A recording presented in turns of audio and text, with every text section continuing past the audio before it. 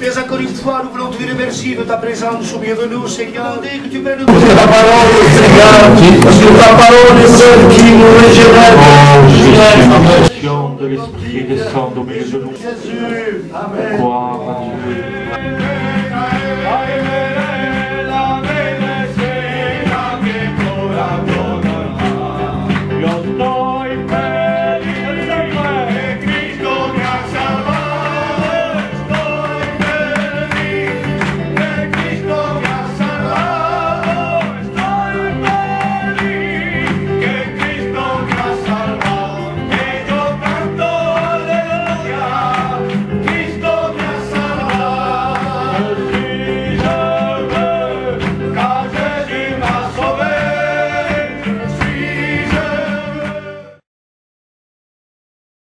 Ce que Dieu a fait dans ma vie. Avec le respect que je vous dois, c'est vrai que j'étais un jeune, la plupart comme tous les jeunes aussi. J'aimais l'alcool, j'aimais fumer, j'étais dans ce monde, j'étais lié. Jamais j'étais vraiment dans une ville, dans une autre ville.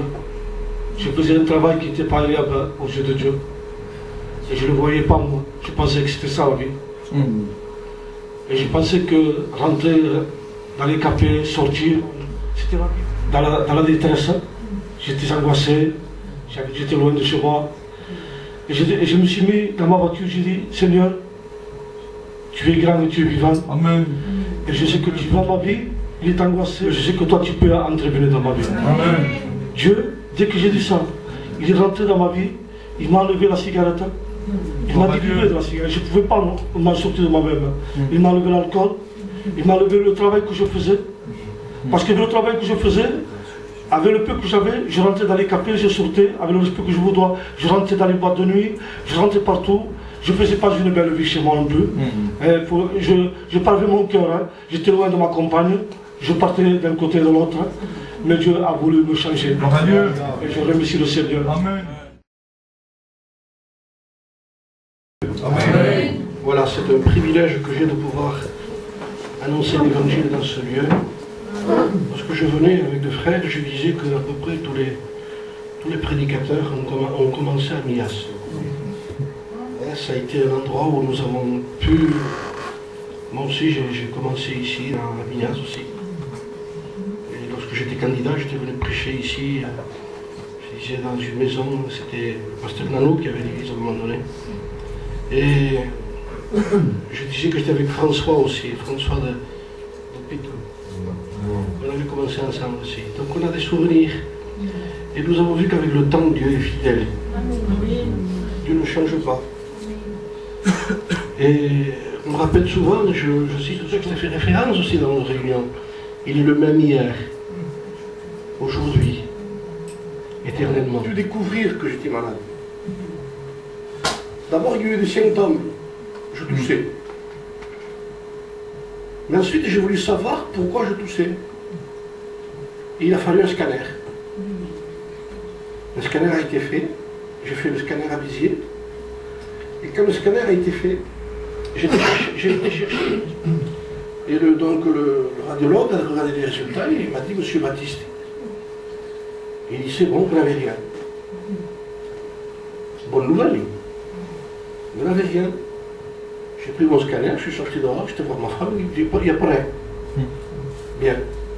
Mais moi j'avais rendez-vous avec un spécialiste des poumons, à Béziers, un docteur. Et j'ai été justement avec la radio. Donc le docteur a pris la radio, il a pris la petite disquette qui est dans la radio, et il l'a mis lui. Il a regardé, et à un moment donné, il dit, Monsieur Baptiste, il dit, vous avez une nodule au poumon là. Logiquement, quand j'ai pensé à ça, je l'ai mis dans mes prédications, ça. Logiquement, c'était mieux la première nouvelle que la seconde.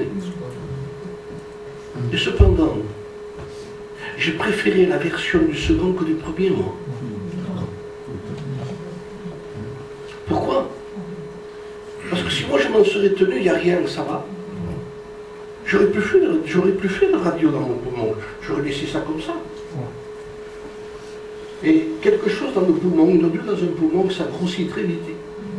Et ça prend une ampleur très délicate. Je connais le cas, puisque j'ai une de mes sœurs qui a eu cette maladie aussi. Je veux dire par là que tout dépend de ce qu'on veut écouter aujourd'hui.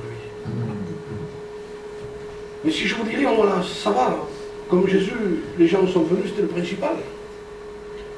Mais je voudrais dire ce que Jésus disait. Même si parfois c'est difficile à dire ce que dit Jésus. Vous imaginez que les gens étaient là, Jésus leur disait, bon, je ne crois pas. Je n'ai pas confiance en lui. Mais moi, ça me serait délicat de dire ça. Moi, je ne suis pas Jésus, je n'ai pas des révélations non plus. Mais cependant, son message a été prêché. Et ça veut dire que si moi, j'aurais aimé qu'écouter ça, réunion, cantique, et ça va, gloire à Dieu, merci Seigneur, comme si moi, parce que c'est quelqu'un qui est ouvert. Ça, c'est notre système à nous. Moi, je suis un gitan. De ouvert, oui, mais quelle nouvelle? Ça va? Bon, ça va? Bon, je pars, c'est bon comme ça. Imaginez, moi, je partais avec ça, moi. Et l'autre me dit, non, il y a quelque chose, monsieur. Donc ça m'a fait rentrer à moi-même. Il a fallu que j'aille à Montpellier. Il a fallu que je voie un professeur. Il a fallu qu'on me fasse des radios encore plus profondes. Et il a fallu qu'on m'enlève l'odule du poumon. Vous imaginez d'une nouvelle à une autre ce que c'était? Un m'a envoyé à Montpellier me faire opérer, l'autre disait que c'était rien. Mais heureusement que j'ai écouté l'autre, moi. Parce que si aujourd'hui je suis là, c'est parce que j'ai écouté l'autre. Parce que si j'aurais pas écouté l'autre, j'aurais pas aimé cette version, moi, de l'autre. En fait, automatiquement, aujourd'hui, je serais quelqu'un qui serait encore sans opération, mais avec la grosseur dans le poumon, qui prenait une ampleur et qui aurait détruit ma propre vie. Il y a des mots qu'on ne dit plus aujourd'hui, qu'on a peur de dire, en réalité. Mais la Bible dit que le salaire du péché, c'est la mort. S'il y a quelque chose de grave et que le Seigneur veut diagnostiquer dans notre propre vie, et voir à travers le scanner de la parole de Dieu, à travers la parole de Dieu qui est prêchée, à travers son message à lui, parce que lui savait aussi, qu'en ce temps-là, il y avait des gens qui s'approchaient de lui, que pour prendre les choses qui sont pas réellement utiles pour notre propre vie. Même la guérison. Un jour, 10 lépreux se sont approchés de lui. Et voyant le Christ de loin, ils lui ont dit, Seigneur, purifie-nous, viens à notre secours. 10 lépreux, la lèpre est inguérissable. La lèpre s'arrange là où c'est touché, le nez tombe, les oreilles tombent, les lèvres tombent. Ça pourrit. Et les gens savaient que par rapport à leur maladie, c'était condamné à mort. Et ça, c'est le même exemple que le péché. Et ça, le même travail que le péché. J'ai entendu dire que la lèpre, la maladie de la lèpre, commence par tuer le sens, le sensitif. C'est-à-dire qu'il détruit tout ce qu'il peut ressentir. Donc quand quelqu'un marche sur un morceau de verre, un lépreux, il ne le ressent pas. Parce que la lèpre détruit d'abord ce qui est sensitif. Ce qui pourrait lui faire ressentir qu'il se fait mal. Et le péché, c'est pareil. Les gens ne ressentent pas qu'ils se font mal. Quoi? C'est naturel. C'est ce que disait le frère quand il a témoigné. Ma vie, elle était naturelle, et quand je l'écoutais, j'ai dit, moi aussi, c'était ma vie, ça. Et quand il parlait de sortir, tout ça, je pensais à José, à Agnès. Mais c'était naturel, nous.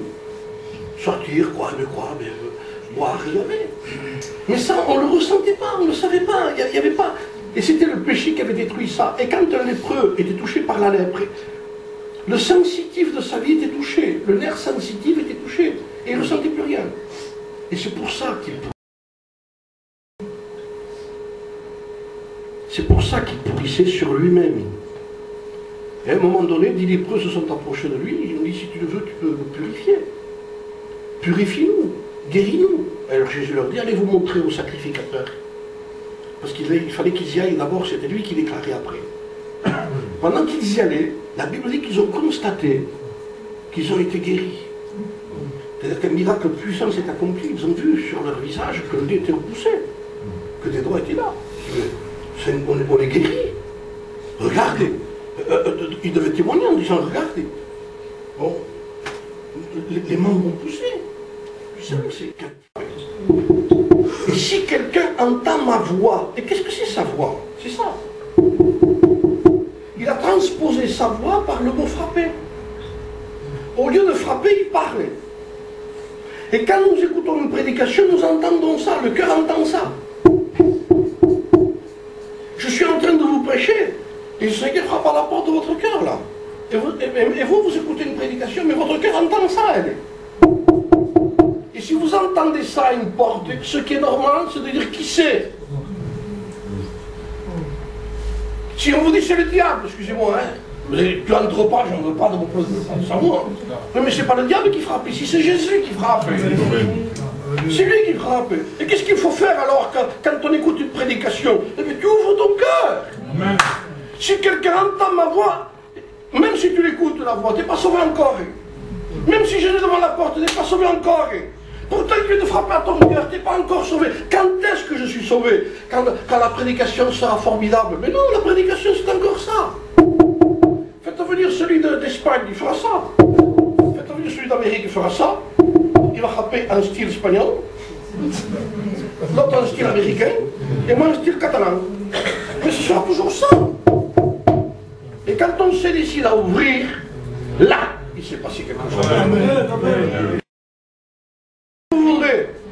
Moi j'ai vu des gens avec des prédications extraordinaires. Il faut qu'ils se lèvent, ils se lèvent pas. Venir un autre prédicateur, faire ça. Simple, l'autre ouvre, il rentre, Jésus, il t'est sauvé. Mais c'est si difficile à faire ça. Mais le problème aujourd'hui, c'est parce que les gens veulent un évangile extérieur.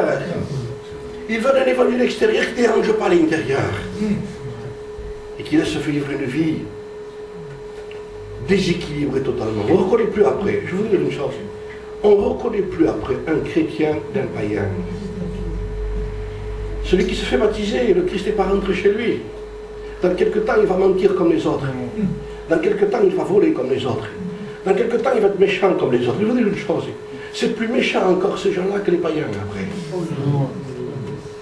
Et j'ai vu des gens qui ne sont pas encore baptisés être plus gentils, à faire un bienfait à quelqu'un, que certains baptisés qui ne sont pas convertis. Alors le témoignage est touché. Tout le monde est touché après. On dit comment ça, les alléluia? T'as vu ce qu'ils font? T'as vu ce qu'ils disent? T'as vu comment ils se disputent? T'as vu où ils sont? T'as vu dans les endroits où ils sont? Mais bien sûr, parce que les trois quarts n'ont pas pu. Rien n'est rentré dans leur vie. Ils ont épousé un évangile extérieur. Ils ont voulu apaiser leur conscience. Et aussi, parfois aussi, on leur a promis un Dieu qui n'est pas le vrai Dieu. On a dit dans l'évangélisation, Dieu vous aime, il vous sauve, il vous guérit, c'est bon, vous pouvez passer, ça marche. Quand une armée se lève contre une armée, ici dans cette armée plus petite, il enlève le drapeau blanc et il se rend. Ne combattez plus, rendez-vous. Rendons-nous à Dieu.